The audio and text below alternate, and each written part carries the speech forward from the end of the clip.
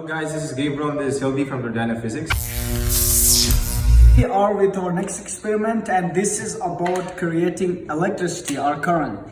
And you can see that we have an emitter here, crocodile clips, and then a coil here, and then we have a really strong magnet which is called neodymium magnet. And you can see that it has layers around it because its strength is very high. And you have to be very careful while handling this magnet, otherwise you can injure yourself. Yeah, just like this one.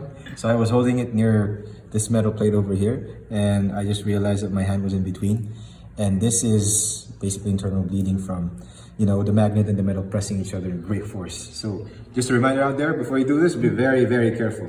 Yep. So now you can see that the needle of the emitter is not moving. But when I move the magnet into the coil, you can see that the needle is deflecting, which clearly suggests that the change in magnetic field is inducing current in the emitter. Now, when I move it harder, then it becomes very difficult for me to move it again and again, because when I induce current in the coil, then according to Lenz's law, the current within the coil will oppose my force. That means it will be very hard for me to, move the magnet into the coil and back again. What he previously demonstrated to us, we're gonna do it again with a proper coil, but this time it's wound 500 times in this small area. And as you observe the ammeter, when I put this neodymium magnet in, it actually deflects quite strongly. And the reason is more EMF is induced in this circuit than in the last time. So what is this EMF business? You've seen the effect, but how much is really induced when you do this experiment? And this has something to do with something called Lenz's law. So Lenz's law is a law that states that the induced EMF in the circuit is equivalent to the number of turns of the coil times the rate of change of flux. So what is flux? Basically, it's the amount of magnetic field lines that are entering into this area.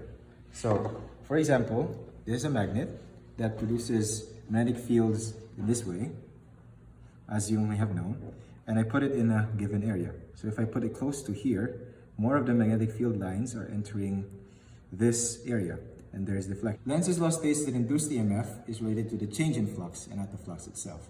So for example, if I drop it here, you can see that the magnet is inside, so it has maximum flux. But as you can see, there is no induced current.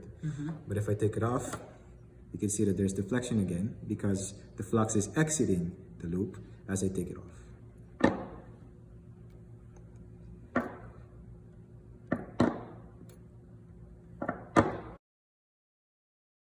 So we want to observe something else besides the one we already showed you. So when I do this, it deflects one way, but when I make it enter, it deflects the other way. And when I do this, you can see that it alternates between the two extremes of the ammeter. So what do you think this kind of current is? And the answer obviously is an alternating current. And you might have heard that in incandescent bulbs, when you look at them, it seems like they are not flickering at all. But when you play them in slow motion, then you will see the flicker. And it's all because of the alternating current, because the current becomes maximum and minimum. It's like a sine wave. Yeah.